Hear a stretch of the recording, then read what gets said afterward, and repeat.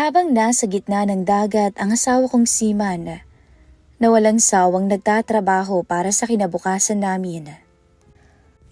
Unti-unti naman akong nahulog sa ibang lalaki. Isang security guard na araw-araw kong kasama sa bangko. Akala ko simpleng paghanga lamang nung una. Hanggang sa dumating ang gabing tuluyan kong sinira ang tiwalang binigay sa akin ng asawa ko. Nung may mangyari na sa aming dalawa. Dear Miss Love, magandang araw po sa inyong lahat. Gusto ko lang i-share sa channel na ito ang kwento ng aking buhay at ang kataksilang nagawa ko sa aking asawa noon.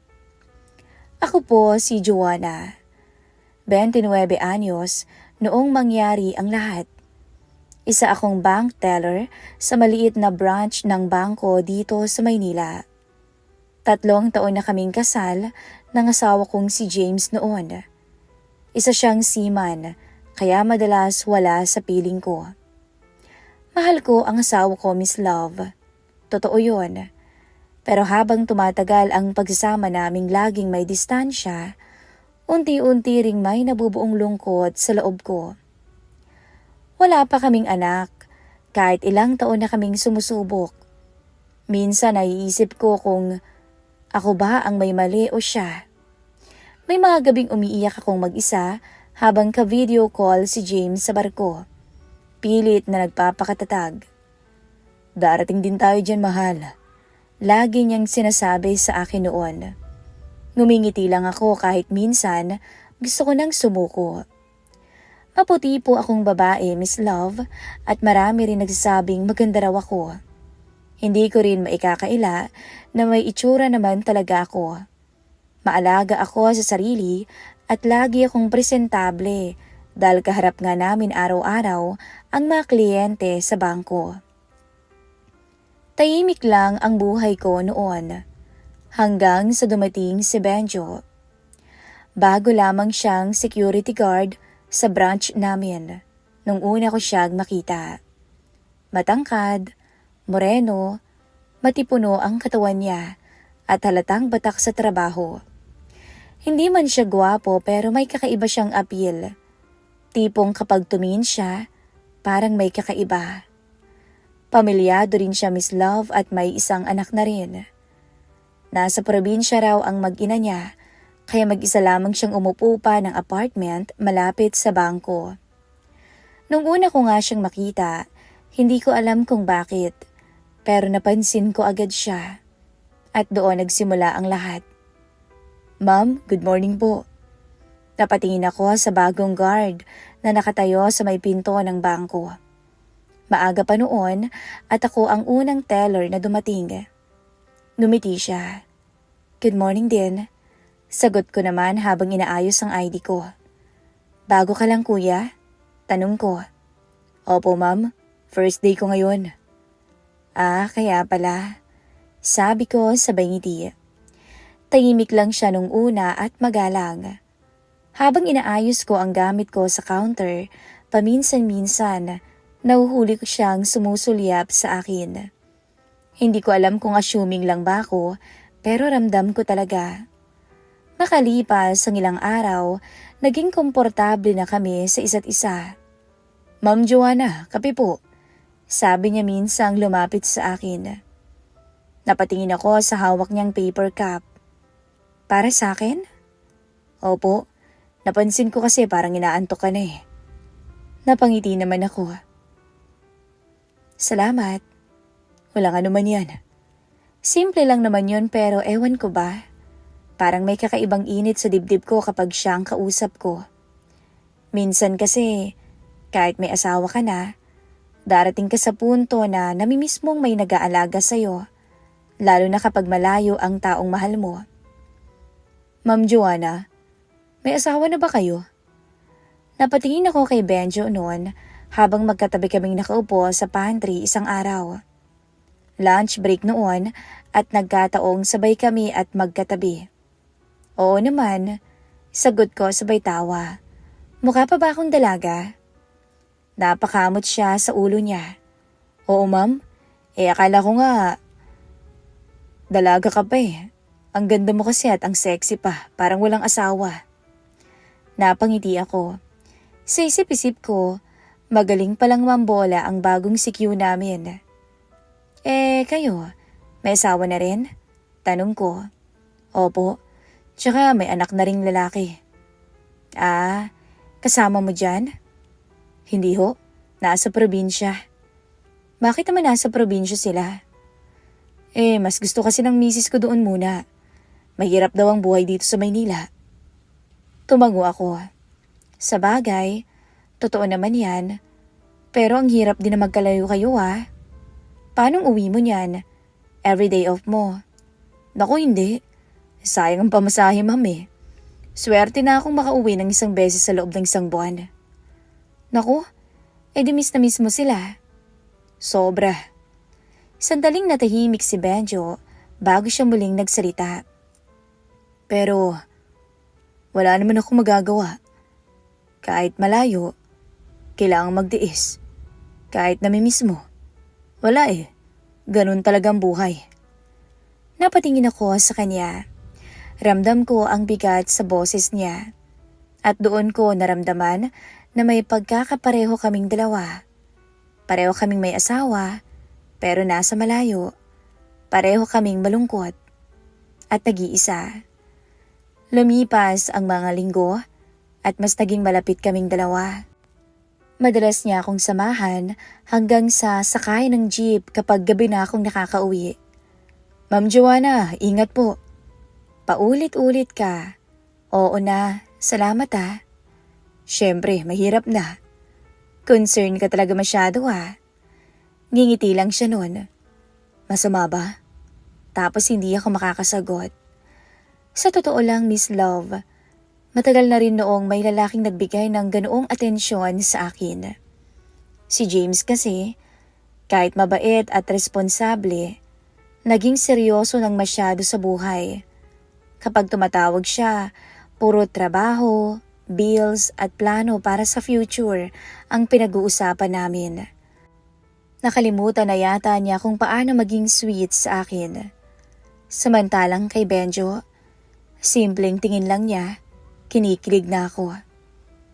Isang gabi, malakas ang ulan nang magsara kami ng bangko. Ma'am Joanna, mukhang hindi agad titila ang ulan Sabi niya habang nakatingin sa labas. Oo nga May sundo ba kayo? May masasakyan ba kayo? Wala nga. Hatid na lang kita kung gusto mo. Naku, huwag na Benjo. Kaya ko na to. May hirapan kang sumakay niyan. Napabuntong hininga ko. Sige na nga. Magkaangkas kami sa motor niya habang bumubuhos ang ulan. Maigpit ang hawak ko sa gilid ng jacket niya. Pero nang bigla kaming dumaan sa lubak, napayakap ako sa kanya. At doon ko naramdaman ang init ng katawan niya. Okay lang kayo? Tanong niya. Oo. Hindi ko alam kung bakit pero biglang bumilis ang tibok ng puso ko. Pagdating sa apartment ko, hindi agad ako bumaba. Salamat. Mahina akong sabi. Walang anuman, Ma'am Joanna. Nagkatitigan kami ng ilang segundo. Hanggang sa siya rin ang unang umiwas. Pasok na kayo ma'am, baka magkasakit pa kayo. Magbihis na kayo. Tumango ako at mabilis nang umalis. Pero buong gabi noon, Miss Love, siya lang ang laman ng isip ko. Kinabukasan, hindi ko siya matingnan ng diretsyo. Good morning ma'am, bati niya. Good morning din Benjo. Ayos lang ba kayo? Bakit? Wala naman, parang umiiwas ka Nako, hindi Talaga ba? Tumingin ako sa kanya at doon ko nakita ang maliit niyang ngiti na para bang alam niya. Parang pareho naming alam na may nagbabago. Minsan, break time namin noon. Magkatabi ulit kami sa pantry. Tahimik lang habang umiinom ng kape. Hanggang sa siya ang unang nagsalita. Ma'am Joanna? Pwede bang magtanong? Ano yun? Masaya ka ba sa asawa mo? Parang biglang bumigat ang dibdib ko. Oo naman, Tinatanong ba yun, Benjo? Sagot ko agad. Pero mahina at halatang hindi sigurado. Napayo ko si Benjo. Pasensya na. Hindi ko dapat tinatanong yung ganyan. Hindi. Okay lang. Tumikim ako. Mahal ko ang asawa ko, Benjo. Sabi ko ulit. Tumangutango siya. Mukhang mahal niyo nga. Napatingin ako sa kanya. Bakit mo ba natanong? Wala siyang imik nung una. Tapos maya-maya, ngumiti ito ng pilit. Wala naman. Kasi kung akong asawa niyo, hindi ko hahayaang malungkot kayo. Mag-isa kayo. Parang may kuryente sa buong katawan ko sa sinabi niya. Hindi ako agad nakapagsalita. At sa unang pagkakataon simula nung ikasal ako, nakaramdam ako ng takot. Dahil alam kong unti-unti na akong nahuhulog sa ibang lalaki. Kung ikaw ang asawa ko, talaga ba hindi mo ako iiwan? Natatawa kong sabi. Bakit kayo ng asawa mo? Magkalayo kayo. Natawa siya. Magkaiba naman ang sitwasyon . Si Mrs. naman ang may gusto nun. Ikaw ba? Kung tayo bang mag-asawa, mas pipiliin mo bang sa nanay mo pa rin tumira kaysa magkasama tayong lahat? At least kahit apartment lang, may privacy tayo, hindi ba? Solo tayong pamilya. Kaso ayaw niya . Ang hirap daw kasi dito sa Maynila. Napatango-tango na lamang ako noon. Sa paglipas pa ng mga buwan, Miss Love, doon nag-start na may mangyari sa aming dalawa ni Benjo. Hindi ko alam kung paano nagsimula ang gabing yon. Basta ang alam ko, doon tuluyang nagbago ang lahat sa pagitan naming dalawa. At doon ko rin unang niloko ng tuluyan ang asawa kong si James. Mahigit 6 na buwan na siyang nasa barko noon. Paminsan-minsan lang kaming magkausap dahil mahina ang signal sa dagat. At habang tumatagal, mas talo kong nararamdaman ang lungkot sa apartment ko. Tahimik at malamig ang gabi na para bang walang buhay. Samantalang kapag nasa bangko ako at kasama si Benjo, pakiramdam ko may taong nakakapansin sa akin. Alam niyo yun? Kinikilig ako. Napapatawan niya ako. At nagkakaroon ng excitement ang bawat araw na papasok ako. May taong nakakaalala kung kumain na ba ako, kung pagod ba ako, kung okay lang ba ako. May nagtatanong sa akin. At isang gabi nga, doon ko hinayaang manaig ang kahinaan ko. 9:00 na kami nakauwi mula sa bangko dahil nagkaroon ng aberya sa system. Pagod na pagod ako noon, Miss Love. At halos wala nang masakyang jeep sa labas dahil umuulan pa. Ma'am Joanna, ihahatid na kita.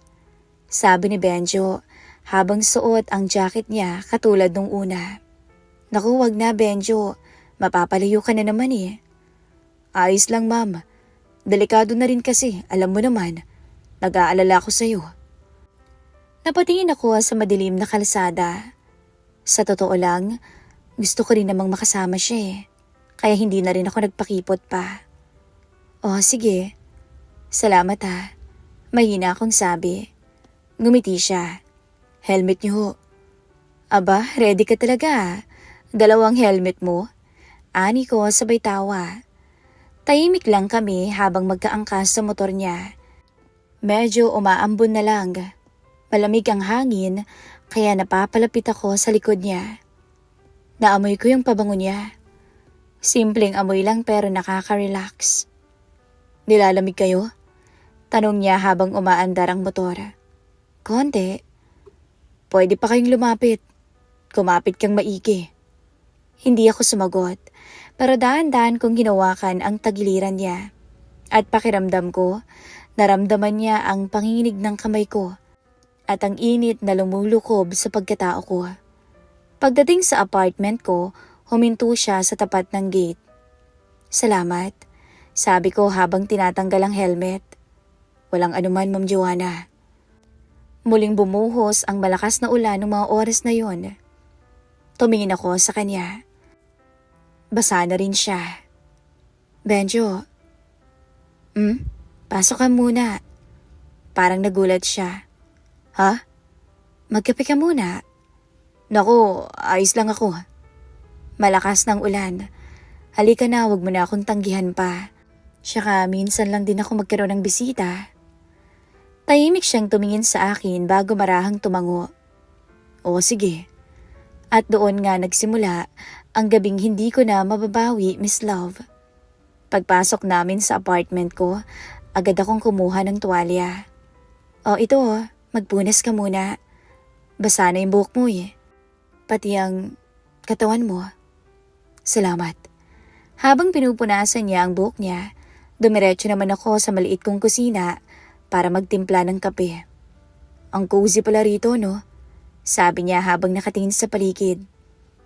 Maliit lang pero maayos at malinis. Napangiti ako. Mag-isa lang kasi ako eh. Wala namang bata kaya walang magkakalat. Sa unang pagkakataon, parang ang gaan sa pakiramdam na may ibang tao sa loob ng bahay ko. Benjo, black coffee okay lang ba? Oo naman ma'am. Nilapag ko sa harap niya ang mug. Salamat ho. Tahimik ulit kaming dalawa. Pero ramdam ko ang tensyon. Parang may gusto kaming sabihin sa isa't isa pero pareho kaming natatakot. Hanggang sa ako ang unang umiwas ng tingin. Magbibihis lang ako Benjo Magkape ka muna dyan. Sabi ko. Tumango siya. Pumasok ako sa kwarto at sinara ang pinto. Pagharap ko sa salamin, bigla akong natigilan. Hindi ko maintindihan ang sarili ko. Bakit kinakabahan ako? Bakit parang gusto kong mag-ayos? Pwede naman ako magsuot lang ng lumang t-shirt at short. Pero hindi ko ginawa. Binuksan ko pa ang aparador ko at naghanap ng disenteng pantulog. At ang napili ko, manipis na terno lang na hanggang hita lamang. Simple lang naman yun pero maayos namang tingnan. Pagkatapos kong suklayin ang bahagyaang buhok ko, napabuntong hininga ko. Ano bang ginagawa mo, Joanna? Bulong ko sa sarili ko. Pagkalabas ko ng kwarto, natigilan si Benjo noon. Tahimik siyang nakatitig sa akin na para bang nawala ng sasabihin. Bakit Benjo? Pilit kong tanong sa kanya. Kahit ramdam kong umiinit ang mukha ko. Wala ma'am. Napayuko siya sandali. Bakit nga? Ang ganda mo kasi. Biglang bumilis ang tibok ng puso ko. Bolero? Hindi Maya-maya tumayo siya mula sa may sofa. Sa totoo lang, Ma'am Joanna, matagal ko nang gustong sabihin yan sa'yo. Ang ganda mo. Hindi ako makasagot. Unti-unti siyang lumapit at habang papalapit siya, pakiramdam ko lalo akong nangihina. Joanna, mahina niyang sabi. Ngayon lang niya ako tinawag sa pangalan ko. Hindi na ma'am, kundi Joanna. At ewan ko ba, parang may kakaibang kilig akong naramdaman doon. Benjo, pasensya ka na akong mali. Huminto siya sa harap ko, pero nahihirapan na rin ako. Tigilan mo nga ako sa mga biro mo. Mahina ang boses ko pero hindi matigas. Dahil gusto ko ring may marinig pa mula sa kanya. Alam mo ba, kapag kasama kita, sabi niya habang nakatingin sa mga mata ko, pakiramdam ko ayokong umuwi. Napapikit ako kasi ganun din ang nararamdaman ko kapag kasama ko siya. At bago pa ako makapag-isip, marahan niyang hinawakan ng kamay ko. Mainit at magaspang ang mga kamay niya, pero nakaka-comfort. Sabihan mo lang sabihan mo lang ako kung hindi mo gustong gagawin ko. Bulong niya. Napatingin ako sa mga mata niya. Nagkatitigan kaming dalawa. Dapat sinabi ko na hindi na pwede. Kung ano man ang nasa isip niya, hindi niya pwedeng gawin yun. Dapat pinaalis ko siya, pero hindi ko ginawa. Sa halip, mas lalo kong hinigpitan ang pagkakahawak niya sa kamay ko. At doon na niya ako niyakap. Mahigpit, na para bang matagal na niyang gustong gawin yun. Napapikit ako habang yakap niya ako. Ramdam ko ang init ng katawan niya at ang bilis ng tibok ng puso naming dalawa. Joanna, Bulong niya sa tenga ko. At bago ko pa mapigilan ang sarili ko, napayakap na rin ako sa kanya. Doon nagsimulang mabasag ang mga hangganan na pilit kong iniingatan. Nagkatitigan kami ng matagal hanggang sa marahan niya akong hinalikan sa noo. Simple lang yun, pero sapat na para tuluyin akong manghina. Hindi ko alam kung ilang minuto kaming ganoon, tahimik at magkayakap, na parang parehong takot sa kasalanang maaari na naming gawin. Pero pareho naman naming ayaw bumitaw. Ang halik niya sa noo noon, Miss Love, ay bumaba sa pisngi ko hanggang sa napunta na sa labi ko. At doon, libo-libong boltahe ng kuryente ang naramdaman ko. At nang gabing iyon, hinayaan kong manaig ang damdaming matagal ko nang tinatago. Habang sa kabilang dagat, walang kamalay-malay ang asawa kong si James, na unti-unti ko na siyang pinagtataksilan. Madaling araw na nang makauwi si Benjo galing sa apartment ko. Tahimik ang buong paligid noon. Tanging ulan na lang sa labas at tunog ng electric fan ang naririnig naming dalawa. Magkatabi kaming nakaupo nun sa kama habang hawak niya pa rin ang kamay ko. Pareho kaming walang imik. Siguro dahil pareho naming alam na mali ang nangyari sa amin. Dahil pareho kaming may sabit. Dapat yata umalis na ako. Mahina niyang sabi. Hindi ako nakasagot. Ayaw ko siyang paalisin noon. Yun ang totoo. Yun ang nakakatakot. Tumayo si Benjo at kinuha ang jacket niya. Pero bago siya tuluyang makalapit sa pinto, nahawakan ko ang braso niya. Napalingon siya sa akin. Joanna.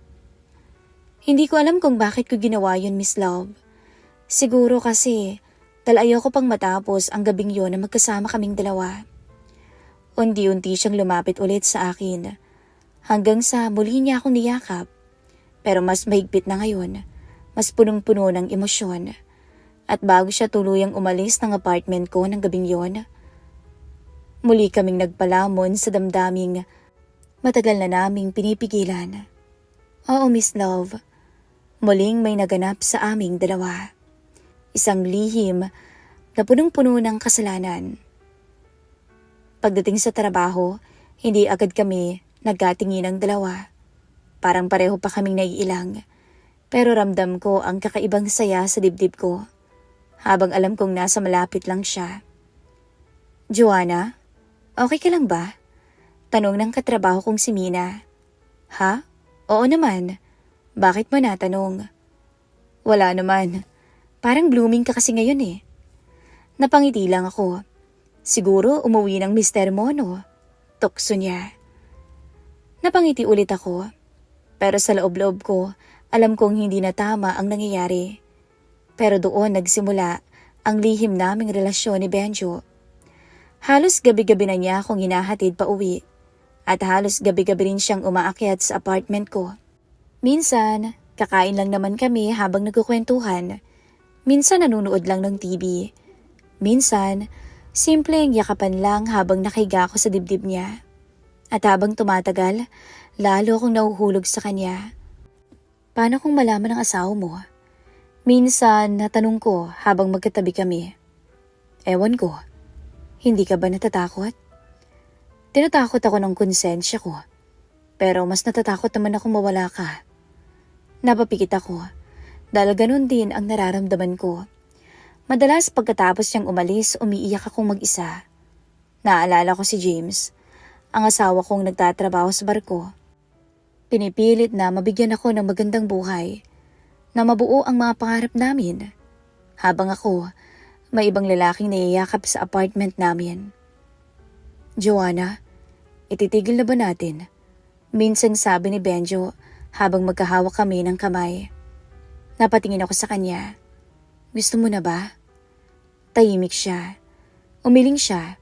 At doon ko napatunayang pareho kaming mahina. Kasi kahit alam naming mali, hindi naman namin kayang tapusin. Lumipas ang ilang buwan at nakauwi si James mula sa barko.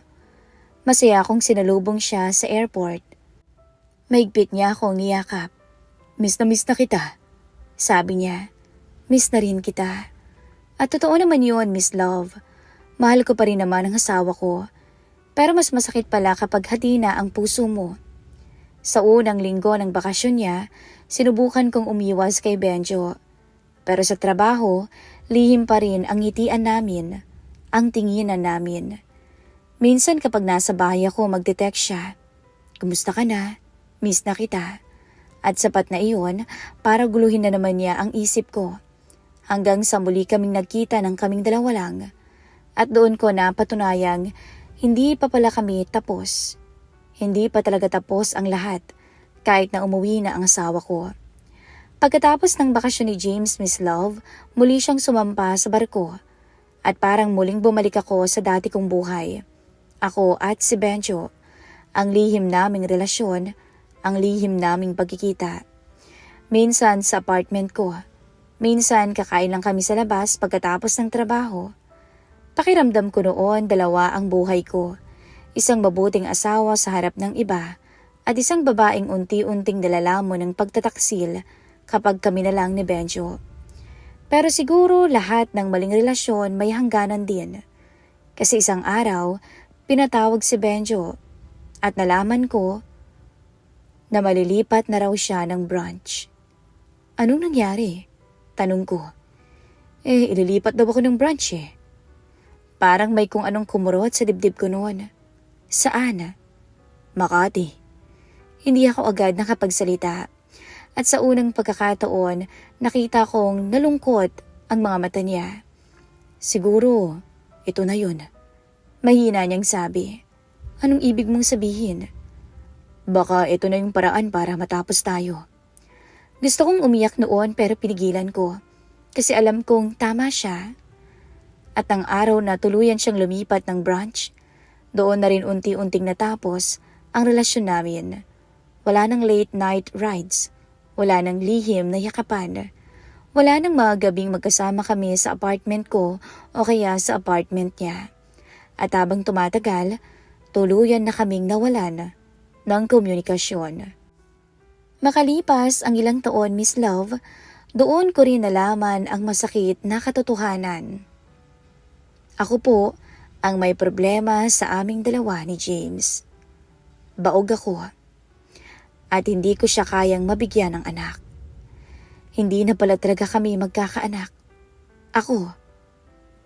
Kahit anong gawin ko, kahit gaano pa kami sumubok ni James.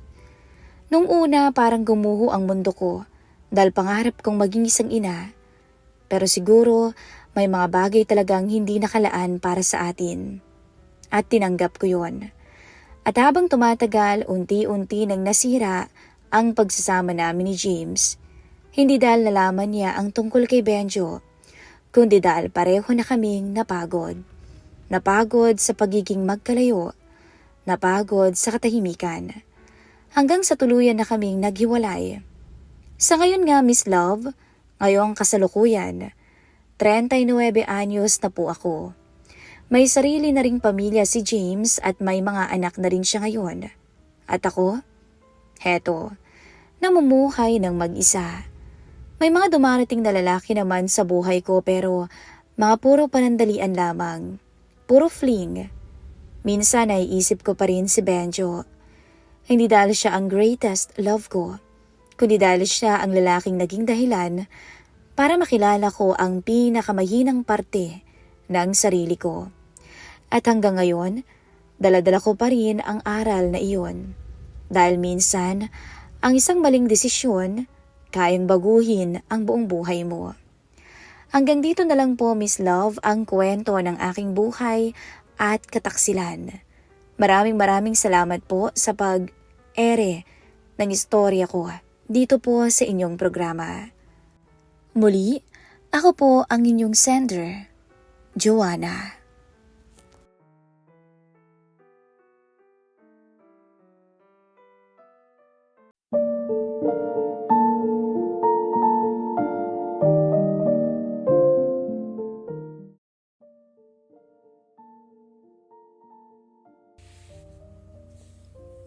Magandang araw.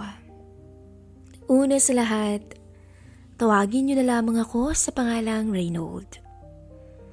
Ako ay 19 years old at nakatira sa Makati. Gusto ko lang sanang ibahagi sa inyo ang aking karanasan na hindi ko malimutan. Matagal na rin nang mangyari ang aking kwento. At sa mga di pa nakakaalam, ay malugod ko itong ibabahagi upang maging tulay sa mga sarit-saring komento natin. Kasalukuyan ako noon na nag-aaral ng kolehiyo at kumukuha ng kursong Information Technology. Nasa 5'7" ang aking taas at medyo may pagkapayat pa ang aking pangangatawan, pero bawi naman sa mukha dahil naman ako ang side ng tatay ko na may lahing foreigner. Mestizo ako at guwapings, kaya lamang ay wala pang karanasan pagdating sa babae dahil medyo may pagkatorpe kasi ako noon pa man. Nag-iisa lang akong anak ng aking mga magulang, kaya naman sunod din ang lahat ng aking naisin. Ang kwento ay nangyari, ilang taon na rin ang nakalilipas. At magpasa hanggang ngayon, ay nananatiling fresh pa rin sa aking alaala ang lahat. Ito yata ang isa sa parte ng buhay ko na hindi ko talaga makakalimutan. Medyo kakaiba to dahil noong panahon na yun ay nagkaroon ako ng interes sa insa ng aking nanay na itago na lang natin sa pangalang Isabel. Hindi pa siya yung matanda na gaya ng nasa isip niyo. Sa katunayan ay dalaga pa siya nung time na yun. Siya ay taga Cavite. Mas matanda lang sa akin ng 5 taon. At kung pagmamasdan, ay mabibighani ka talaga sa angkin niyang kagandahan. Mestiza din to. Straight ang mahabang buhok at maamo ang mukha. Lagi nga tong kinukuhang muse sa kanilang lugar noon. Pero kahit ganoon, ay wala naman akong naramdamang espesyal sa kanya nung una. Hindi lang dahil sa malapit siya sa akin at talaga namang close kaming dalawa, kundi meron na rin kasi ako nung ibang nililigawan. Ngunit, lahat ng yun ay biglang nagbago dahil sa isang pangyayari na hindi ko talaga inasahan. Sa pagkakatanda ko, nangyari iyon 3 araw pagkatapos ng birthday niya. Hindi kasi ako nakadalo noon sa birthday party niya dahil sa may eskwela ako at may tatapusin pa akong project sa school. Kaya nagpasabi na lang akong bibisita sa kanila sa Cavite kapag may time na ako. Isang araw ng Biyernes, nag-declare ng half day ang school namin dahil sa biglaang teachers meeting. Doon ko na naisipang pumunta kina Isabel. Dumaan muna ako sa bahay namin para magpaalam at kunin na rin ang regalo ko para sa kanya. Hindi ko na pinaalam kay Isabel ang pagpunta ko sa kanila dahil gusto ko siyang sorpresahin. May katagalan din ang biyahe ko nung araw na yun. At para hindi nga mabagot, ay nagsuot ako ng earphone at nakinig ng music na palagi ko namang ginagawa. Mga ilang oras din ang nakalipas ay narating ko na ang bahay nila. Pagdating sa kanila ay matagal pa akong kumatok at naghintay sa harap ng kanilang bahay. Akala ko tuloy ay walang tao sa kanila, pero ilang minuto pa ang nakalipas ay narinig ko na ang boses ni Isabel. Sandali lang, sino yan? Tanong nito bago ako pagbuksan ng pinto. Ako to, si Reynold, ang pinakagwapo sa lahat. Pabirong sagot ko naman sa kanya. Bumukas ang pinto At lumabas si Ate Isabel. Kakatapos lang pala niyang maligo at nakatapis pa ng tuwalya. "Oh, Reynold, sabi ko na nga ba ikaw yan eh. Gwapo ba ka mo? San banda?" Wika niya sabay tawa. "Tuloy ka. Pasensya ka na't napaghintay kita ng matagal ah." Tila excited na salubong niya sa akin na sumisimoy ang bango sa aking paligid. Agad kong inabot sa kanya ang regalo ko at nag-thank you sa akin. Pinaupo niya ako sa may sofa, sabay paalam muna na magbibihis daw muna siya. Nagmadali siyang umakyat sa hagdan patungo sa kanyang kwarto. Ngunit nakakailang baitang pa lamang siya nang aksidente itong madulas at nahulog pahiga sa sahig. Dali-dali ko siyang nilapitan para tulungan. Pero bigla akong natigilan at natulala sa bumungad sa aking ayos niya. Bahagyang nakalas sa pagkakatapis ang kanyang tuwalya at hindi sinasadyang mapagmasdan ko siya sa hindi inaasahang pagkakataon. Kinabahan ako bigla at sa hindi ko rin maipaliwanag na dahilan ay nataranta ako at hindi malaman ang gagawin. Dahil sa pagkainda niya sa sakit ng kanyang likod, dulot ng pagkakabagsak, ay huli na ng mamalayan niya ang pagkalas ng tuwalya niya. Mabilis niya namang inayos ang kanyang sarili. Patay mali siya na lamang ako at kunwari, tinanong ko kung anong masakit sa kanya. Wala ito, huwag mo akong alalahanin." Nahihiyang sagot pa niya sa akin at umakyat na siya sa kanyang kwarto. Bumalik ako sa pagkakaupo sa may sofa at naghintay. Hindi ako makapaniwala na sa isang iglap lang ay magbabago ang pagtingin ko kay Ate Isabel dahil lang sa insidenteng yun. Hindi ito mawala sa isip ko at para talaga akong lalagnatin ng mga oras na yun.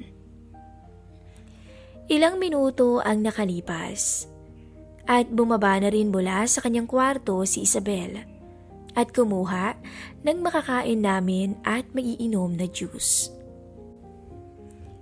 Litaw na litaw, ang ganda ng kurba ng kanyang katawan sa suot nito. Nakaputing fit na t-shirt siya at nakasuot ng maong short na sobrang ikli. Lalo tuloy akong kinabahan sa oras na yun. At tila yata, hindi ko na mawari ang aking damdamin. Naupo siya at sinimulan namin ang mahabang kwentuhan. Nung una'y di kami makatingin sa mata ng isa't isa dahil sa insidente kanina. Ngunit hindi nagtagal ay naging komportable na rin kami. Napag-alaman kong kaalis lang nung umaga papuntang Cebu ng kanyang mga kasama sa bahay upang dumalo sa reunion ng kamag-anak nila sa father's side. 2 araw daw ang mga to doon, kaya siya lamang ang tao sa bahay. Nagpaiwan daw siya dito sa Cavite dahil kailangan niyang gumawa ng thesis para sa isang pamangkin niya. Habang kami nag-uusap, ay di ko mapigilang paminsan-minsang mapasulyap ng palihim sa legs nito na talaga namang takaw pansin sa kanya.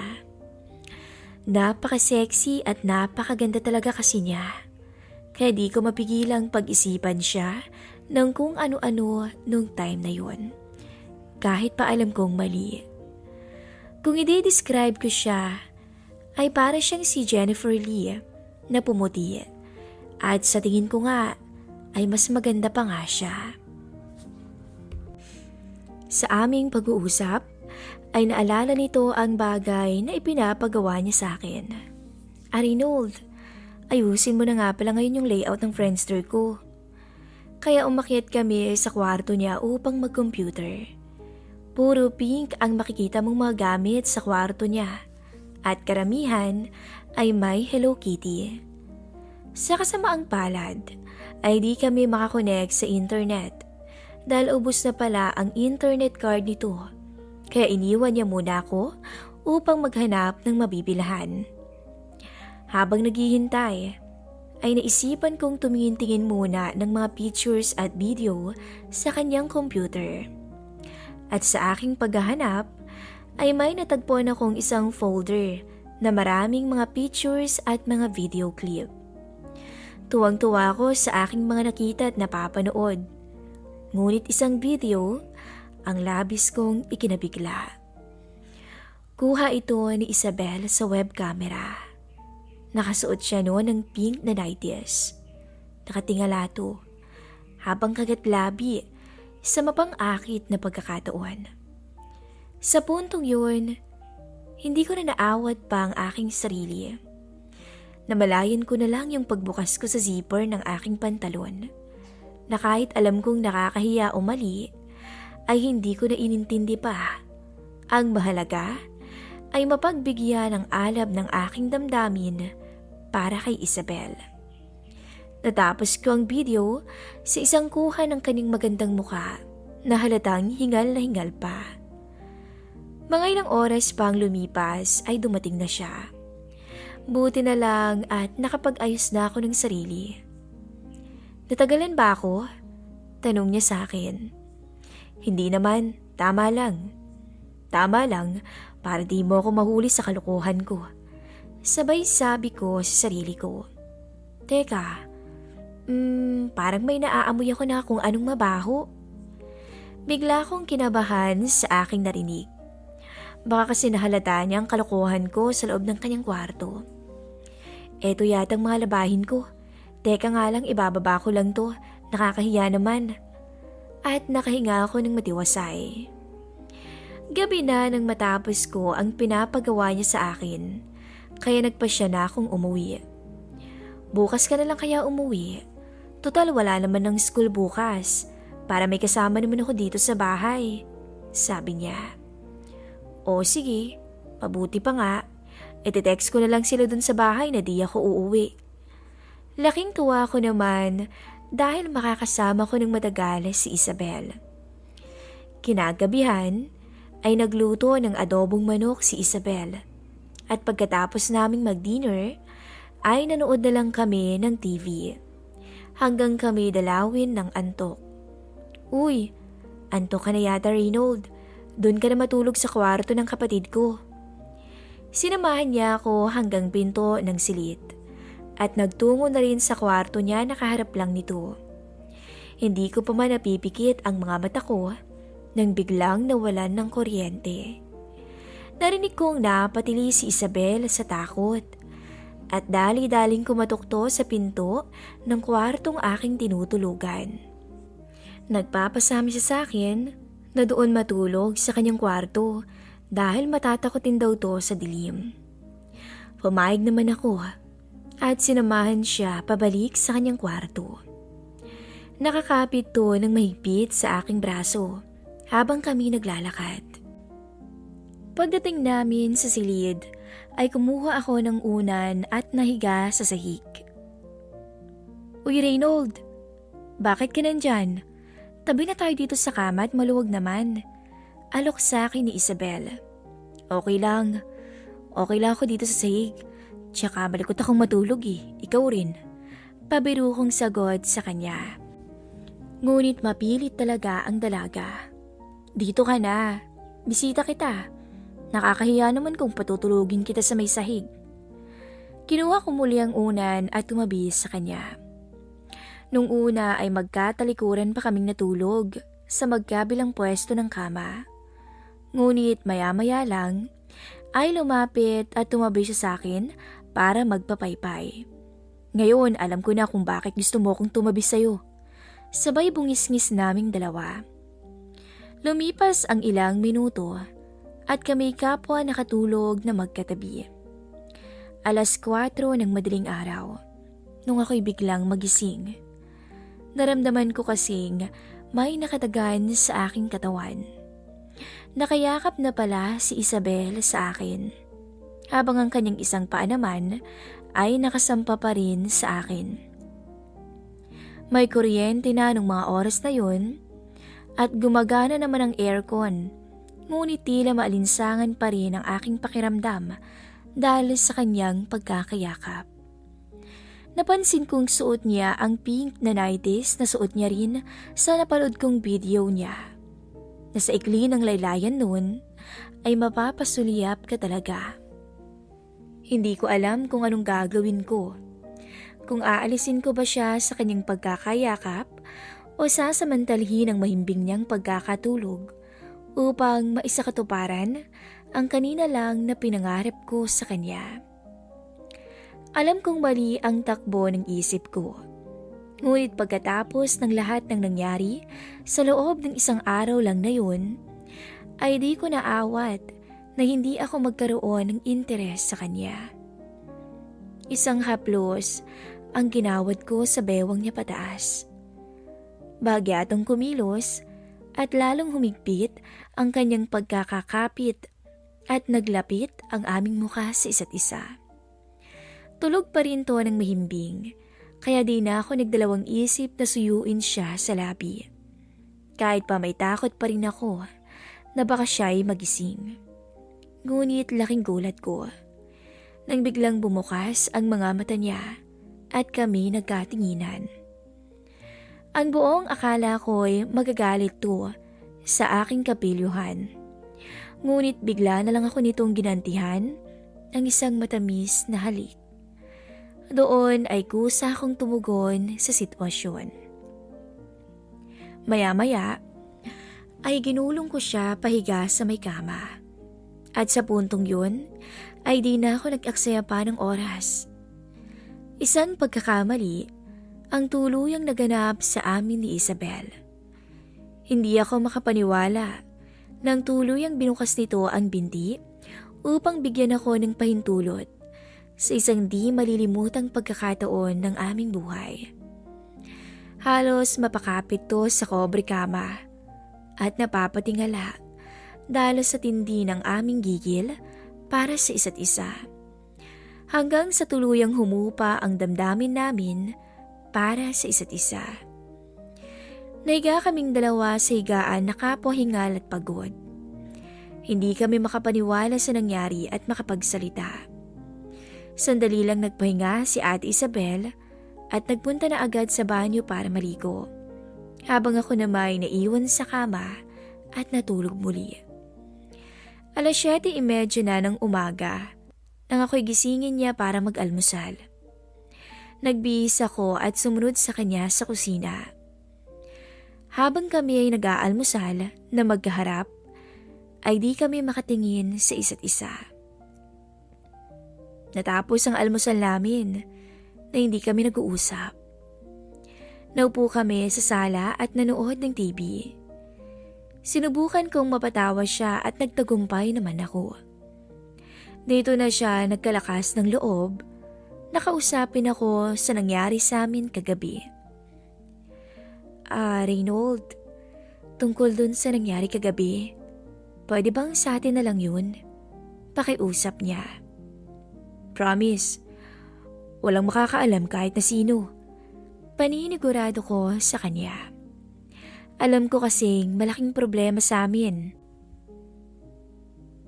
At malaking kahihiyan sa mga nakakakilala namin kapag nalaman nila ang namagitan sa amin. Pero baka naman pwede pang humirit bago natin kalimutan ang lahat. Pagbabaka sakali ko.